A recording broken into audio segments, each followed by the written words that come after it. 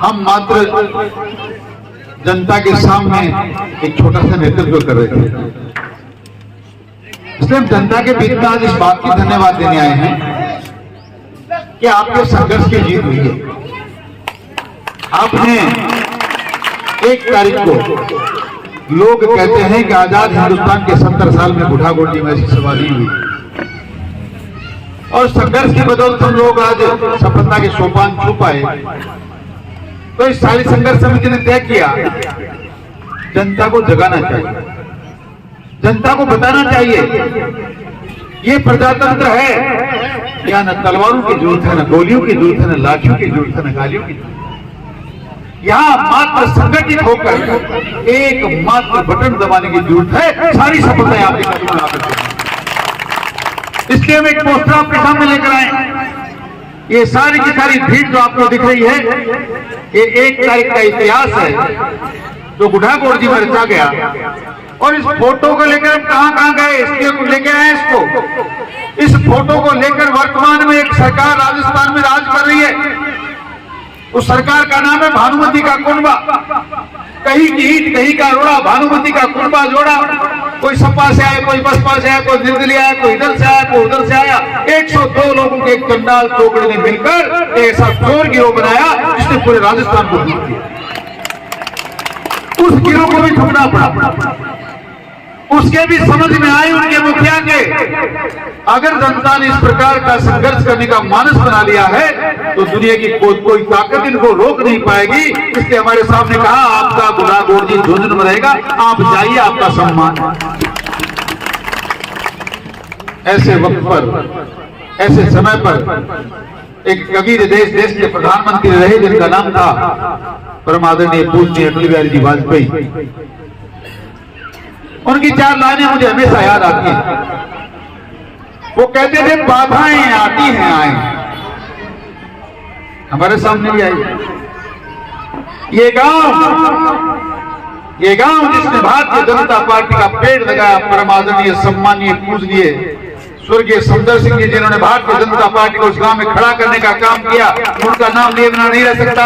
उनके गांव में हम जब बुढ़ा गांव को झुंझुनू में मिलाने की बात कर रहे थे, कुछ उन्मादी ताकतों ने काले झंडे दिखाने का काम किया। मुझे शब्द उस दिन भी याद आ रहा था। क्या फर्क पड़ता है, आप ठंडे दिखाएं, आप लाठियां दिखाएं, तलवार दिखाएं, कोई फर्क नहीं पड़ता। प्रजातंत्र में जब तक मेरे सामने बैठे चेहरे हमारे पीछे हैं, हम आग में भी कूद सकते हैं।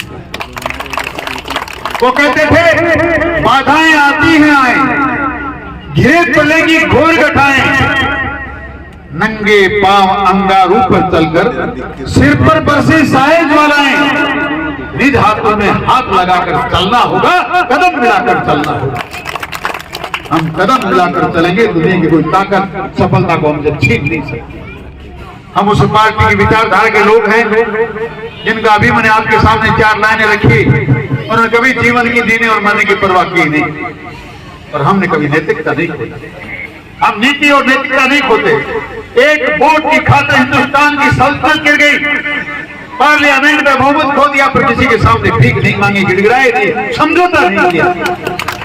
यही कारण है कि एक पार्टी 2 सांसद रखने वाली भारतीय जनता पार्टी आज संसार की सबसे बड़ी पार्टी है, और हमें फर्क है कि उस पार्टी के सिपाही हैं। इसलिए हम अपना काम करते हैं, और जो दृढ़ निश्चय करते हैं, सफलता जब तक मिल नहीं जाती।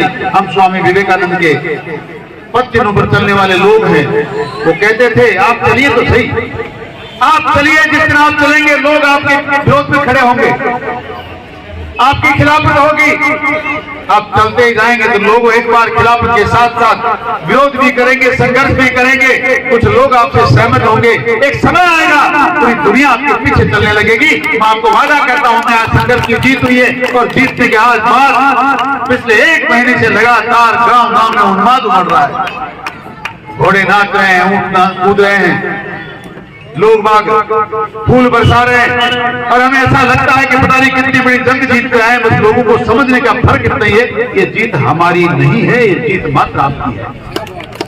आप ना होते तो हमारा कुछ नहीं होता, हम किसी भी स्थिति में जीत नहीं पाते।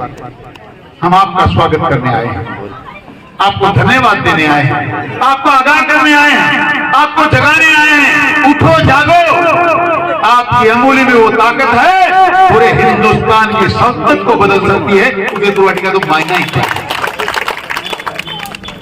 आप अगर जाग जाएंगे, आप अन्याय को अन्याय कहना शुरू कर देंगे, आप न्याय को न्याय कहेंगे, सच्चाई का पक्ष लेंगे, तो क्या होगा आपको पता है?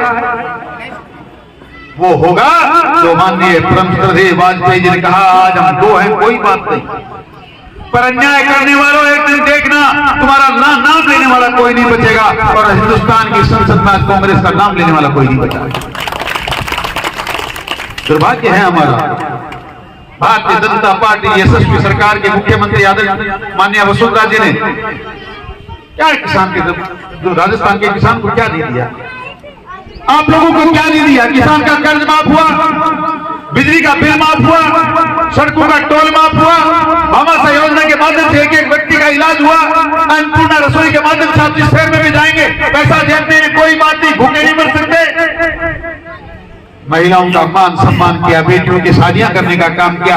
और वो राजस्थान जो आज बलात्कार में नंबर 1 है, हमारी सरकार ने कहा नाबालिग बेटी के साथ कोई बलात्कार करेगा फांसी के फंदे पर चढ़ाएंगे, चढ़ाया भी, और हमारी सरकार के समय अपराध बिल्कुल बंद हुआ।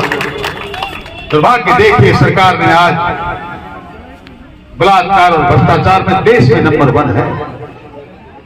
एक तरफ भारत देश महान बनता जा रहा है, चांद पर पहुंच रहा है, संसार की सबसे चौथी बड़ी ताकत बनती जा रही है, और दूसरी तरफ मुझे शर्म आती है, मैं उस प्रांत में रहता हूं जो भ्रष्टाचार में नंबर 1 होता जा रहा है, बलात्कार में नंबर 1 होता जा रहा है। और यहाँ के मूल मंत्री जो सरकार चलाते हैं वो कहते हैं बलात्कार तो होगा ही, क्योंकि मर्दों का प्रदेश है। देखिए मर्दों की पहचान, इनके मर्दों की परिभाषा देखिए।